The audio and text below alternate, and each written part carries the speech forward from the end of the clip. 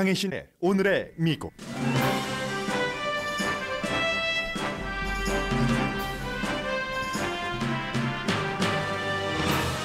우크라이나 전쟁은 한국전처럼 끝날 것이라는 어피니언이 눈에 띄는 아침입니다. 스탈린과 푸틴, 마오쩌둥과 시진핑이 비교되고 미국과 중국의 역할도 대비되는 게 바로 이 기고문 러시아계 영국인 교수의 분석입니다.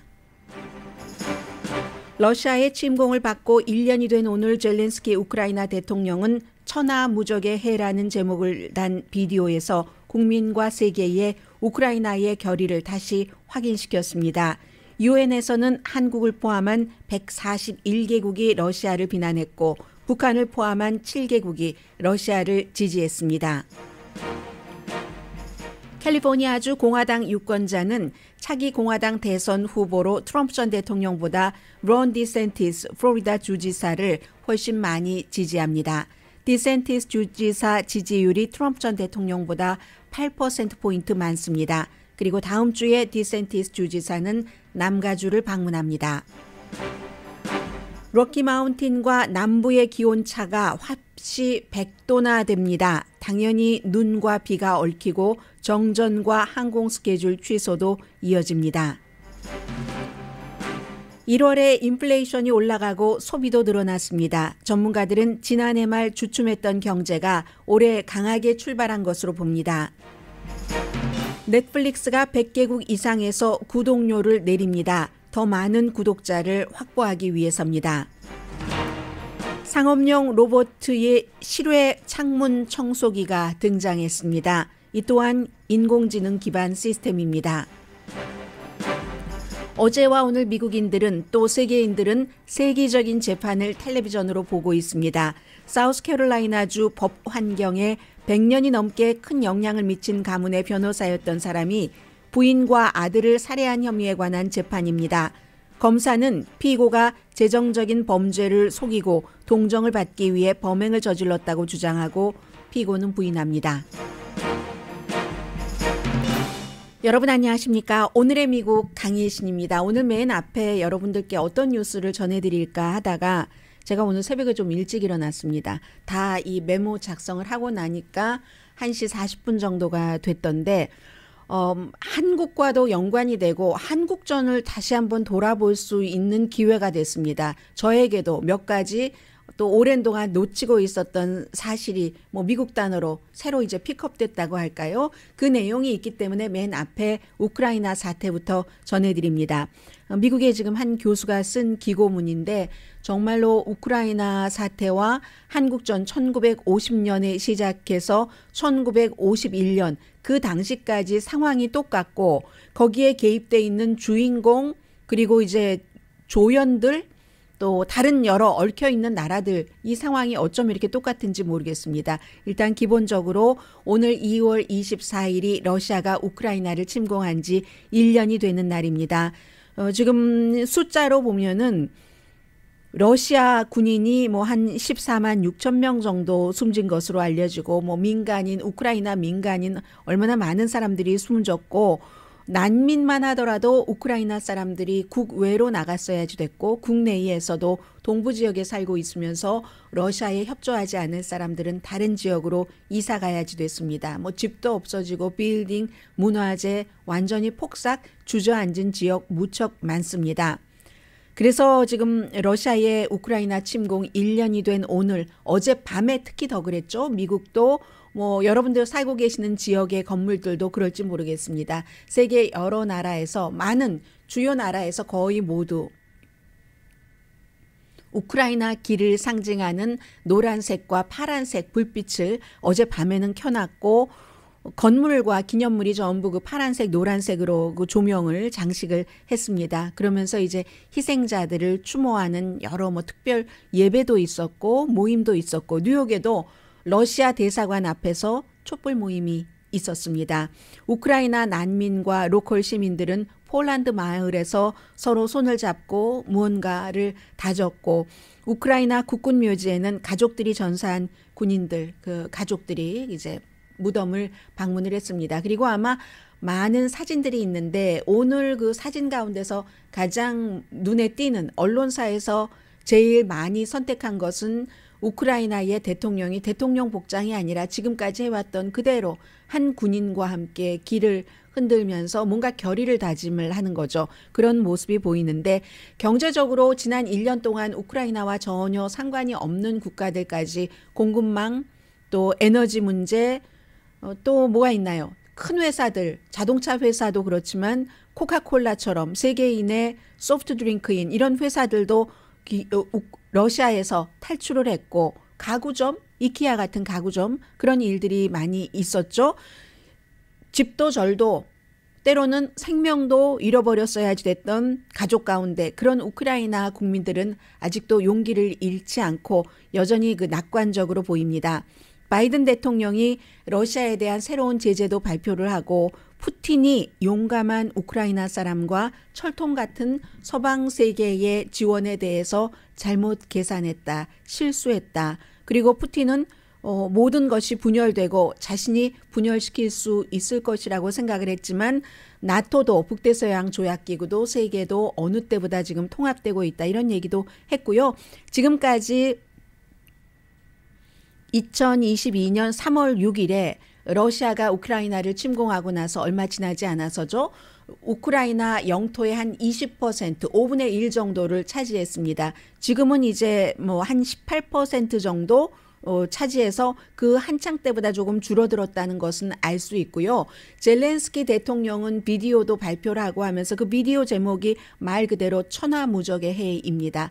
2023년이 우크라이나에게는 천하무적의 해, 러시아에 대해서 그렇다라고 얘기를 하면서 1년 전을 이제 쭉 되돌아보기도 했고요. 우리는 선택을 했습니다. 국민들에게 한 얘기입니다. 하얀색 길을 들지 않았습니다. 항복에 백길을 들지 않았고 노란색과 파란색 우크라이나 길을 들었습니다. 도망치지 않았고 적을 마주했습니다. 저항하고 싸웠습니다. 1년 동안 고통도 비통도 슬픔도 많았지만 신념과 단합도 있었습니다. 그리하여 올해는 우리가 승리하는 천하무적의 해입니다 하고 다짐을 했습니다.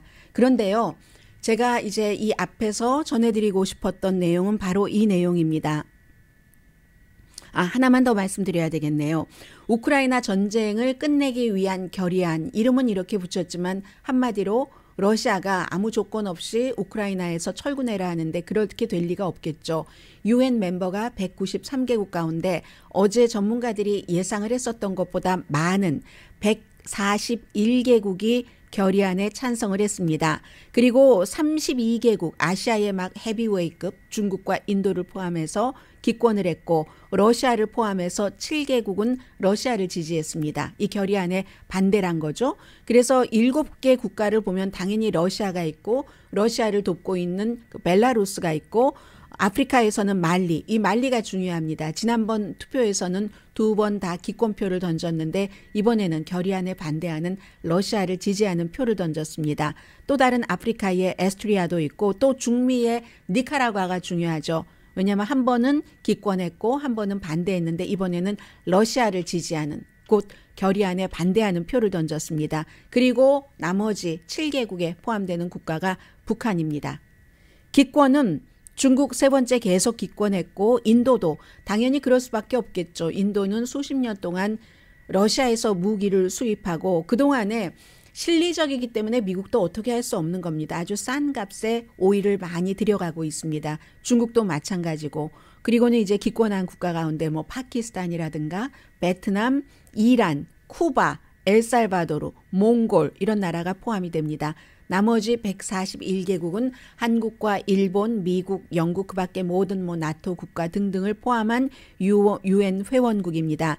지난번에도 141개국이 러시아를 비난하고 우크라이나를 지지하는 결의안에 찬성을 했지만 지난번에는 기권이 35개국이었습니다. 그런데 지금은 기권이 32개국이니까 러시아가 이제 외무장관 같은 사람들이 말리 같은데 가서 여러 가지로 그 외교력을 펼쳤다는 그런 결과가 되고요. 우크라이나 전쟁은 1953년 한국전처럼 끝날 것이다. 이런 그 어피니언이 뉴욕타임스에 실렸습니다.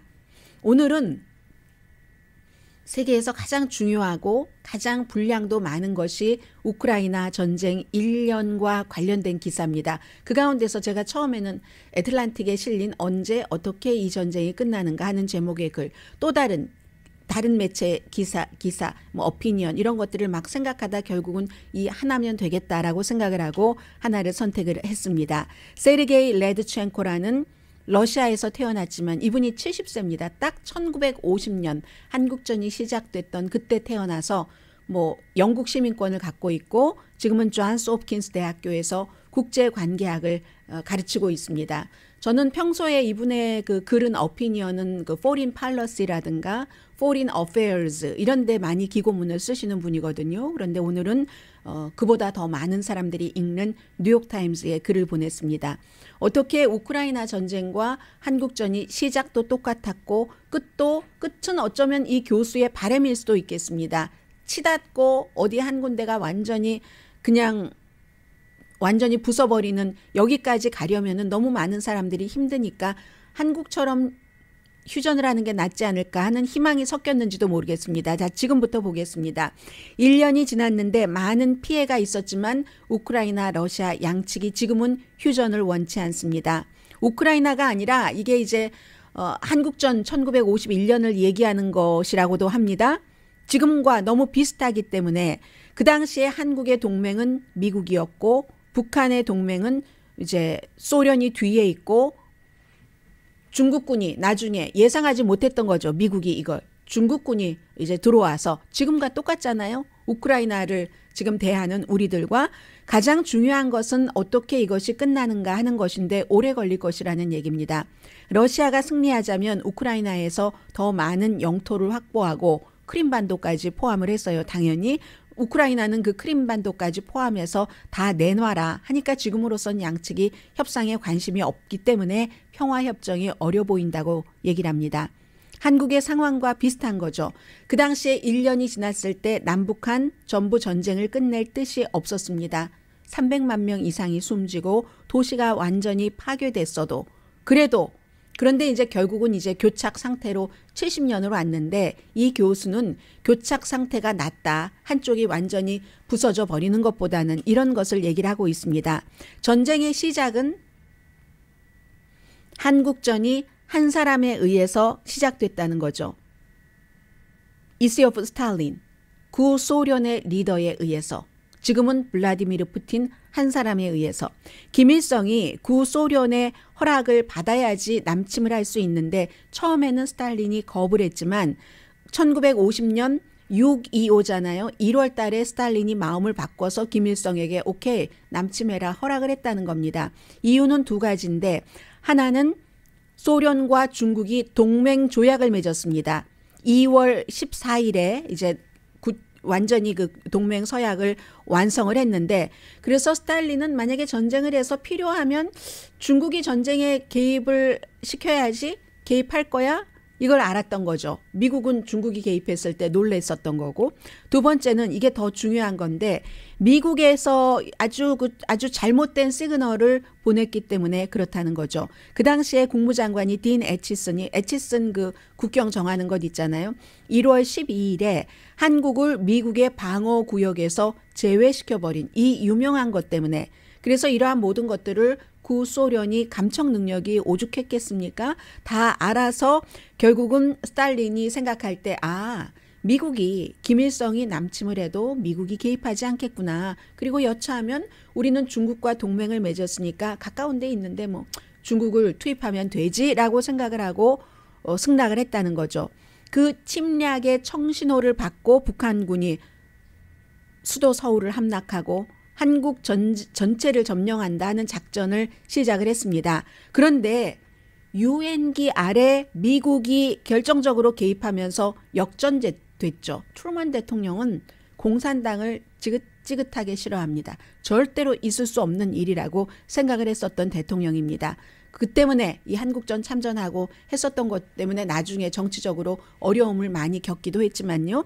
1950년도 나중에는 또 이분도 그 오욕의 뭐 점철 같은 것이 있었지만 9월 말에 더글라스 맥아더 장군이 북한으로 진격하는 결단을 내립니다.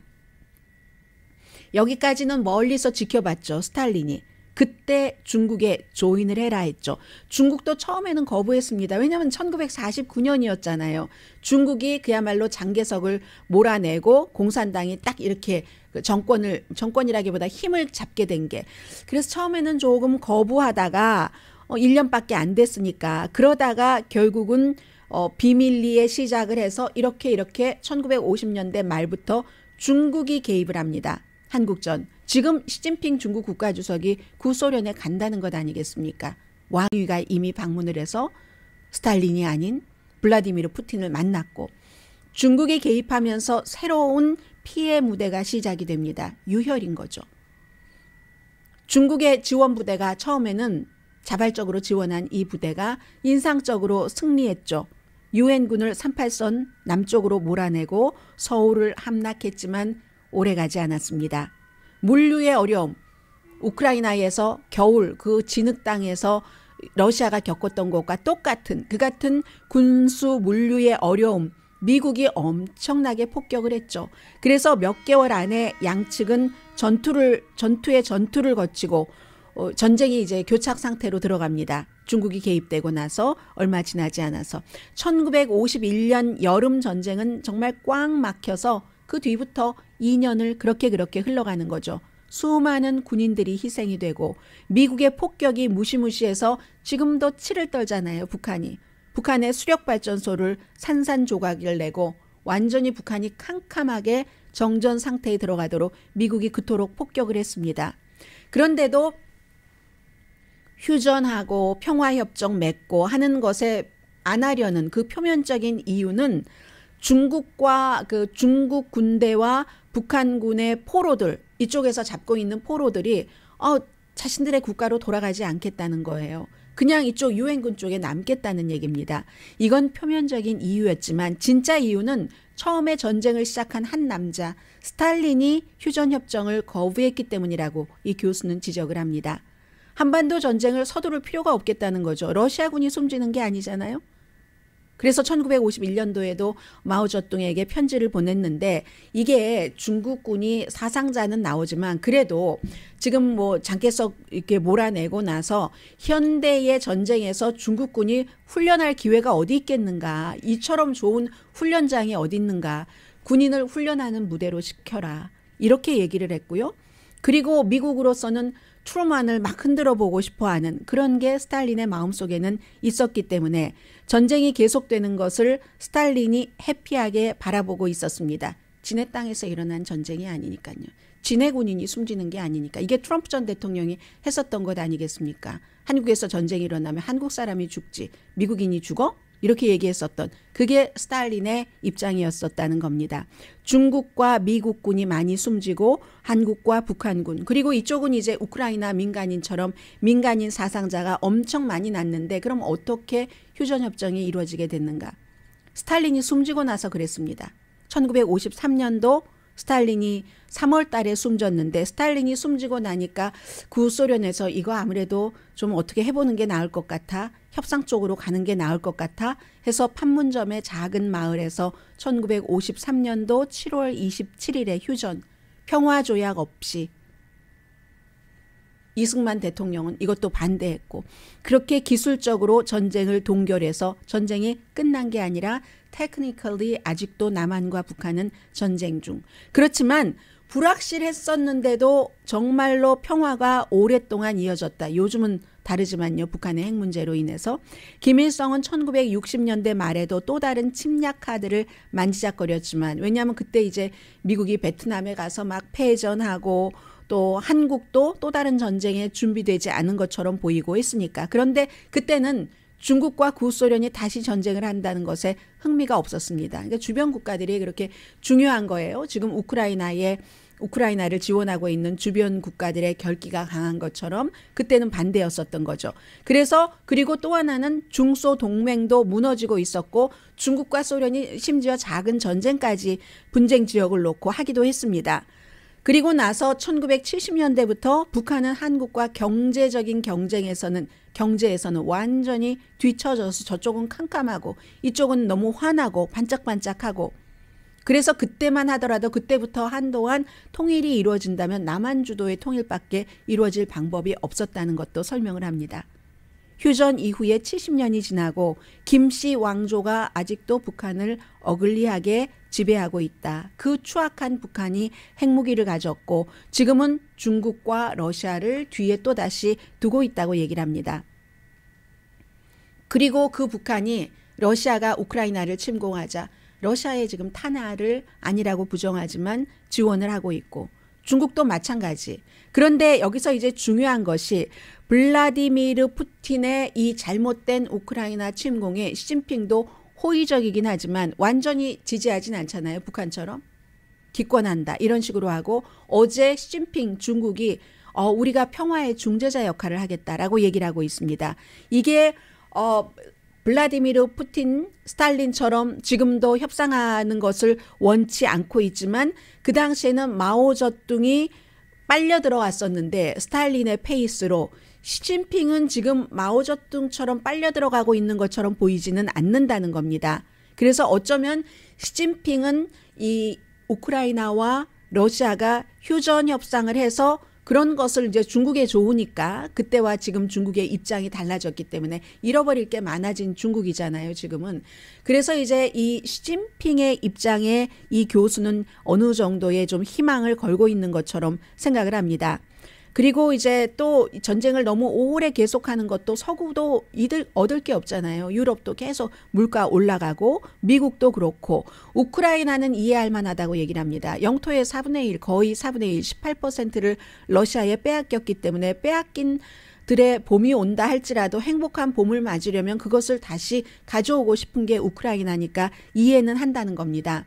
그런데 앞으로 몇 개월 동안 봄이 되면 러시아가 그동안 전략적으로 전술적으로 실패했었던 것을 기력을 회복할 수도 있고 해서 어느 쪽도 상당한 이익을 얻지 못한다면 이 전쟁이 휴전으로 갈 수도 있다는 우크라이나가 완전히 영토를 100% 다 가져오지 않는다고 어느 정도 양보를 하는 한 그럴 수도 있다고 생각을 하는 겁니다. 그리고는 이제 그 정도만 되더라도 러시아는 또 체면 차리고 우리가 뭐 전술적으로는 뭐 전략적으로 크게 패배한 것을 전술적인 승리다 이렇게 위장을 할 수 있는 게 가능하니까 그렇게 가능할 때 해야지 된다. 한쪽이 러시아나 우크라이나가 완전히 패배하는 이건 소모전이잖아요. 그 소모전보다는 한국 남한과 북한의 70년 동안의 교착에서도 평화는 있으니까 그 교착이 낫다 하는 얘기입니다. 오늘 서울은 반짝이는데 한국전에서부터 그렇게 일어서서 중요한 건 이런 걸 보면 전쟁에서 이기는 게 아니라 평화를 쟁취하는 거다. 전쟁 이후에 북한처럼 어글리하게 이제 4대 세습을 기획하는 이런 것이 아니라 좀 흔들리는 민주주의이기는 하지만 그런 쪽으로 가면서 평화 쪽으로 가는 한국이 훨씬 낫다는 얘기입니다. 이게 세르게이 S. 라드첸코 소련에서 1950년에 태어나서 영국 역사학자로서 미국에서 가르치고 있는 특히 냉전과 중국 소련의 관계를 중점적으로 가르치는 교수입니다. 이 교수가 쓴 글입니다.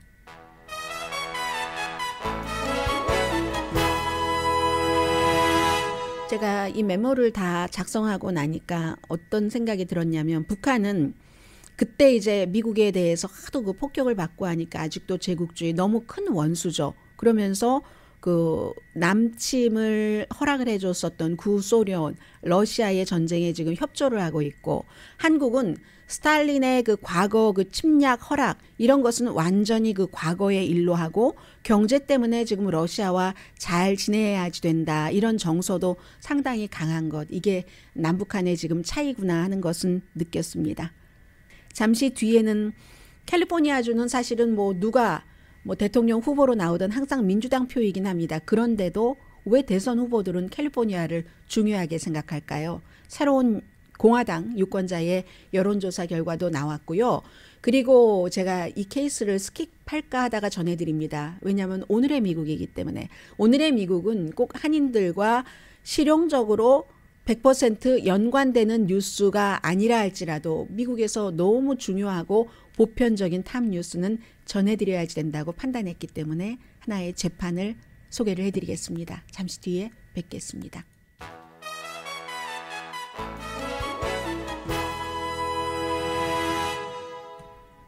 라디오 서울 방송 오늘의 미국 듣고 계십니다.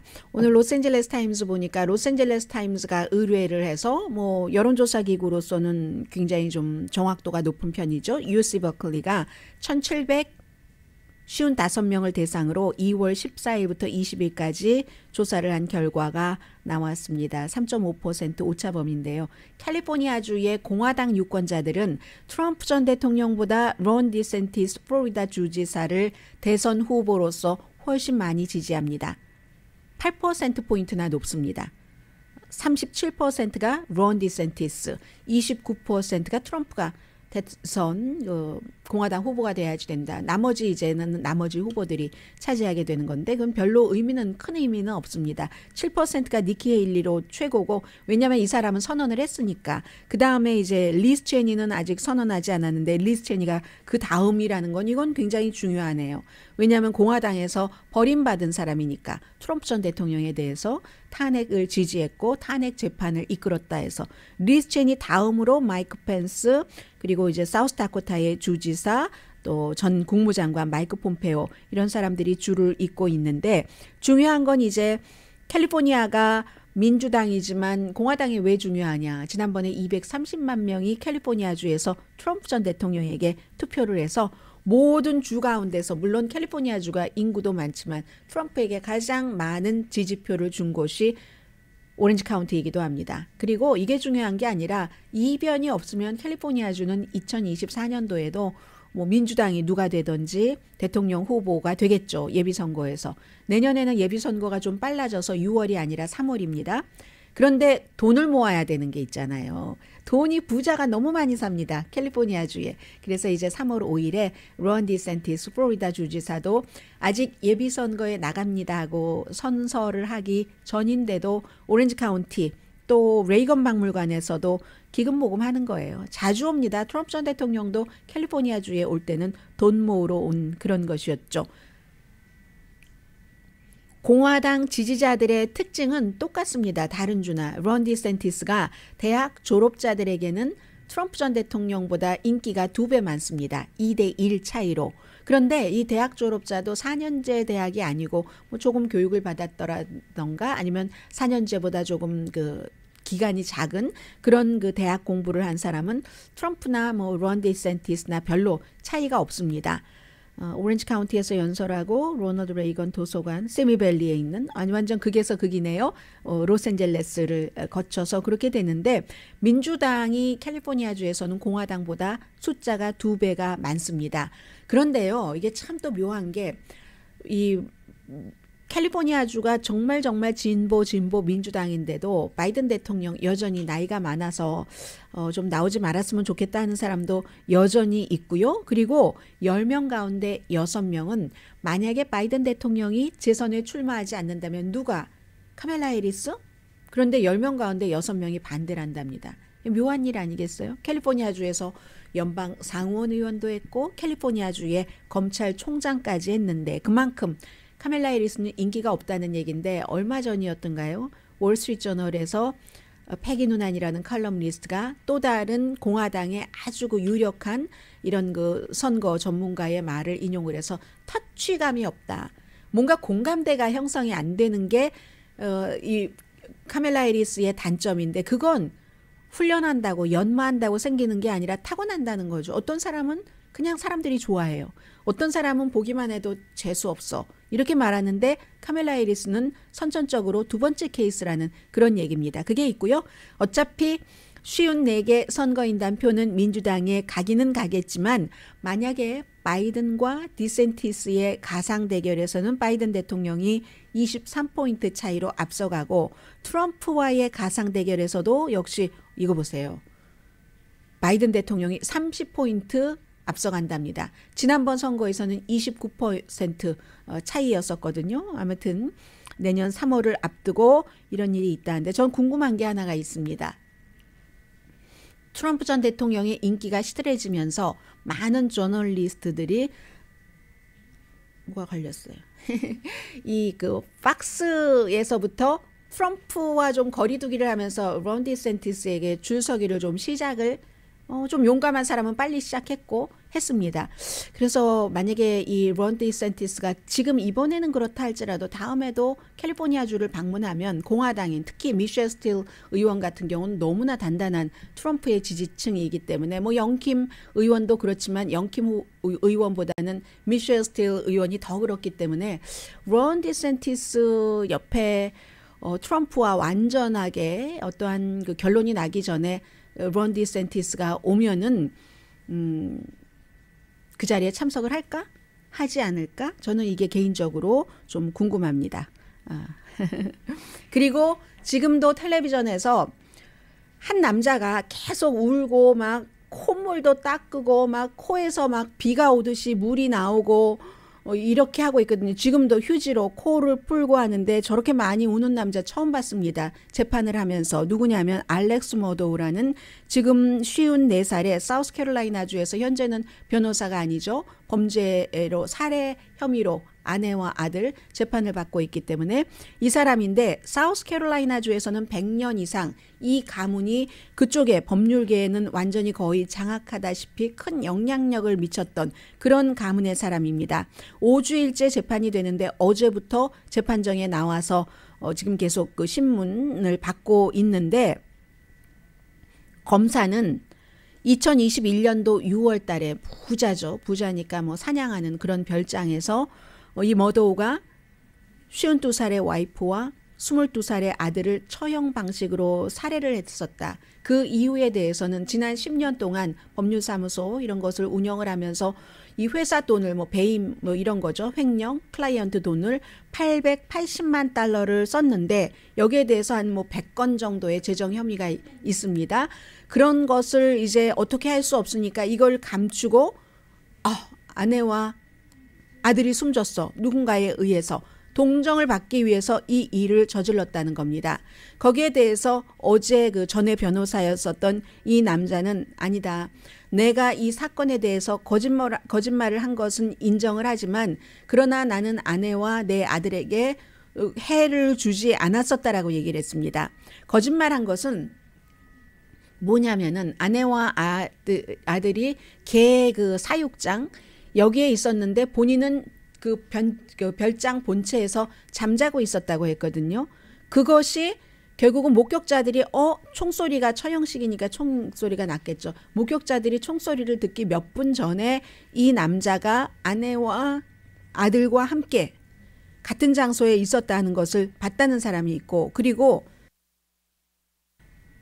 아들이 숨지기 전에 찍은 5분짜리 휴대폰 비디오 영상에서도 그 뒤에 엄마와 아빠 지금 이 54살의 피고가 돼서 재판받고 있는 그 아빠의 음성이 있었다는 겁니다. 그랬더니 그 사실 자체는 인정을 했습니다. 인정을 했는데 그럼 왜 거짓말했는가 하니까 본인이 대학교 다닐 때에 무릎을 다쳐서 그 다음에 이제 진통제 오피오이드 계열의 진통제에 중독이 돼서 너무 많이 중독이 돼서 내가 편집증도 생겼고 뭐 그 이유로 그렇다는 겁니다. 그래서 그 법률사무소에서의 880만 달러 이런 그 뭐 클라이언트 돈을 쓰고 한 것도 다 그 마약과 연관이 있다는 그런 얘기를 하고 있습니다.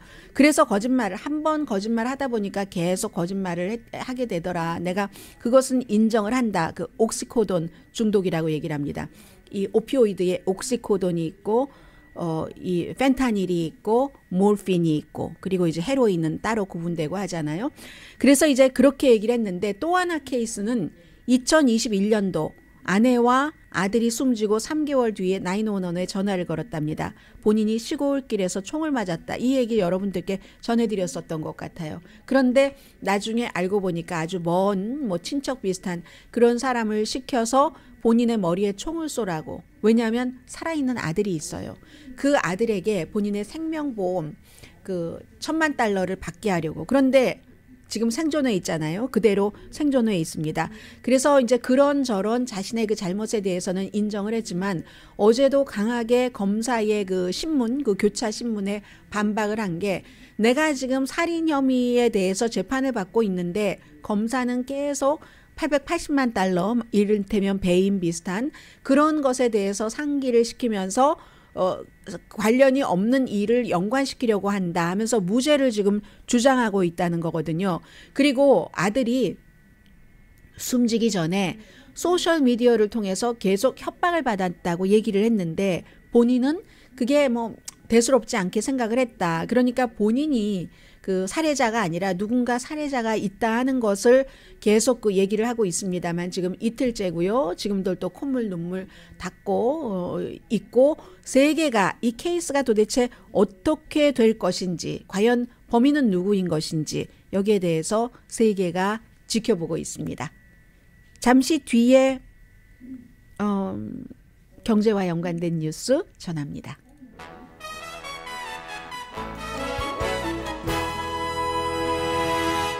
라디오 서울 방송 오늘의 미국 듣고 계십니다. 네, 1월 달에 인플레이션도 올라가고 소비도 늘어났습니다. 인플레이션 지수 0.6% 한 달 전에 비해서 올라갔고 이건 이제 상품값 서비스 비용이 전부 올랐기 때문이랍니다. 소비 지출도 똑같네요. 0.6%가 늘어났는데 세금을 뺀 소득도 역시 같은 기간 늘어났답니다. 그래서 이 모든 것을 결국은 이제 합쳐서 한마디로 미국의 경제를 정의를 해라 하면은 12월 달 이런 지난해 연말에 미국 경제가 조금 주춤하나라고 생각을 하려고 했는데 1월 달 들어서 2023년도에 강하게 출발을 했다라고 생각하시면 된답니다. 개인 소비 지출도 0.6% 올랐고 12월 달에는 0.2%가 올랐었습니다. 1년으로는 지금 5.4% 증가거든요. 12월 달에는 5.3% 증가했고 또 에너지와 식품을 뺀 인플레이션 지수, 그 코어 핵심 인플레이션 지수는 0.6% 같네요. 이번에는 12월 달에는 0.4%였습니다. 1년으로 따지면 핵심 인플레이션 지수가 당연히 더 낮겠죠. 4.7%. 왜냐하면 워낙에 에너지와 식품이 변동값이 심하니까. 그래서 1월 달에 경제는 강했다. 인플레이션은 따라서 뜨거워졌고 수요도 늘어났고 이게 연방준비제도가 아무리 좀 시켜보려고 하는데도 안 시켜지네요. 고로 3월 달에 있을 3월 21일과 22일 이틀 동안 공개시장위원회 회의하고 나서 이자율 인상 없으면 없다. 이자율은 인상된다. 그리고 어제 말씀드린 것처럼 현재로서는 이런 모든 것들을 감안하더라도 3월 달에 0.25%포인트 인상되지 않을까 전문가들은 예상을 합니다. 한국이 일단 중지했잖아요. 이자율 인상을. 그래도 그것도 뭐 오래 가지 않을 것 같은데요. 결국은 미국이 올리면 한국도 맞춰서 올려야지만 한국의 손해가 되지 않기 때문에요. 넷플릭스 이 뉴스는 제가 어떤 면에서 전해드리냐면은 언제나 영업 방식이 똑같을 수는 없다. 그리고 그 영업 방식을 모든 커스터머에게 똑같이 적용시킬 수는 없다 하는 뜻에서 전해드립니다. 넷플릭스가 100개국 이상에서 구독료를 내렸습니다. 어떤 지역에서는 반 정도 내렸다고 하는데 이유야 당연히 구독자를 많이 확보하기 위해서입니다. 아시아, 유럽, 라틴 아메리카, 또 사하라, 아프리카, 중동 이런 데서 내렸는데 기본적으로는 이제 사람들이 생활비가 오르면서 딱 그 경제 벨트를 조이니까 이거 안 되겠는데 이러다가 제일 먼저 먹어야지 되는 건 먹어야지 되고 가솔린도 넣어야지 되니까 이 오락부터 줄이는 거 아니야? 하면서 내리는 것이고 또 하나는 라이벌과의 끊임없는 지금 계속되고 있는 애플 또 무슨 HBO도 그렇고 등등 아마존 프라임도 그렇고 그런 경쟁 때문에 그런데 전에는 선택의 여지가 없이 넷플릭스였었던 때가 있었죠. 그때가 좋았겠죠. 그런데 넷플릭스가요. 190개국에 들어가 있답니다. 아니 이거 무슨 유엔이네요. 조금 있으면 유엔 가입국보다 많겠네요. 193개국인데 190개국에 넷플릭스가 들어가 있는데 팬데믹 붐 때 아주 좋았다가 그것도 사라졌고 경기 침체 가능성으로 사람들이 이렇게 지출을 줄이니까 그래서 이제 싼 프로그램을 내놨는데요. 그리고 이달 초에는 많은 국가에서 비밀번호 공유하는 거 여기에 대해서 어떤 규정을 다시 만들었고 함께 살지 않는 가족에 대해서 공유하려면 추가 요금을 받고 하는데 아무튼 집 나갔던 넷플릭스라는 집을 나갔던 사람들은 숫자는 채워졌답니다. 12월 달 이후에 채워져서 지금 괜찮기는 하는데 그럼 제일 중요한 건 어느 나라에서 가격을 내렸는데요. 네.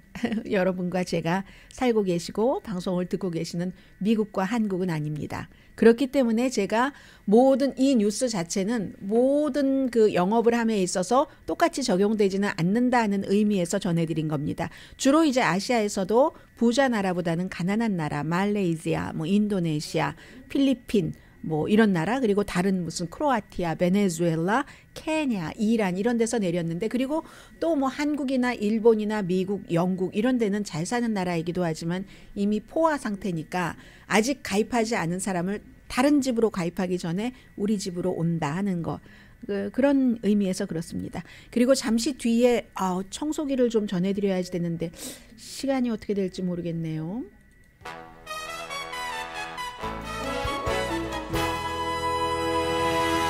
라디오 서울 방송 오늘의 미국 듣고 계십니다. 네, 제가 좀 단순화해서 전해드려야지 되겠네요. 그냥 쉬운 뭐 로봇 창문 청소기 이게 아니라 조금 내용이 구체적이라서요. 가장 위험한 직업 가운데 하나로 지난 100년 동안 변치 않았던 업계가 바로 고층 건물에 저희 회사처럼 이런 곳에 창문을 닦는 직업이었죠. 전문가죠.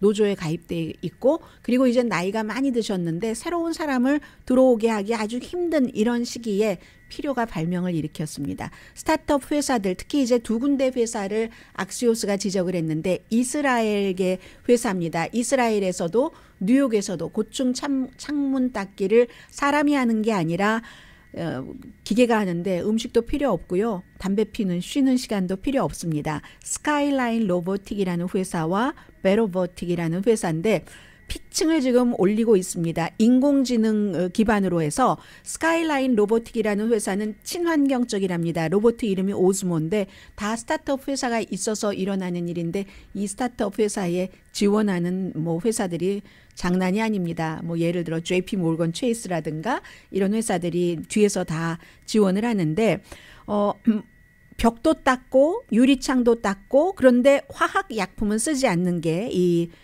스카이라인 회사고요. 또 다른 베로보틱이라는 회사는 홍콩과 계약을 했고 완전히 이제 그 이스라엘과 뉴욕의 고층 빌딩을 청소를 하는데 뉴욕에는 4월 달에 데뷔하는데 인간보다 4배 빨리 청소를 하고요. 밤에도 청소를 하고 목표는 1년 내내 청소하는 거죠. 두 회사의 운영 방식이 다르긴 합니다. 그래서 이 두 번째 그 베로보틱이라는 것은 아예 물도 안 쓰고 첫 번째는 무슨 탄소 이온수를 쓴대요. 친환경적으로. 두 번째는 물도 안 쓰고 압력과 무슨 뭐 센서 이런 것만 가지고 유리도 긁히지 않게 하고 어디 유리에 금이 갔으면 그런 것들도 다 알려주고 이제 첫 번째 회사 스카이라인의 오즈모라는 회사는 아직까지는 사람이 있어야지 된답니다. 규정상. 그런데 베로보틱 같은 경우는 20파운드의 로봇 브러쉬가 이 위에 루프부터 밑으로 쭉 내려가면서 앱이 모든 것을 관리 감독을 한다는 거거든요. 지금 집에 유리창 닦는 로봇도 있기는 있잖아요. 그런데 그런 것과 너무 달라서 이러한 것들이 이제 앞으로는 너무 활성화되겠죠. 특히 이제 뉴욕 같은 경우는 악명 높은 그런 교도소 같은 데도 사람과 접촉하면 안 되니까 이렇게 한답니다.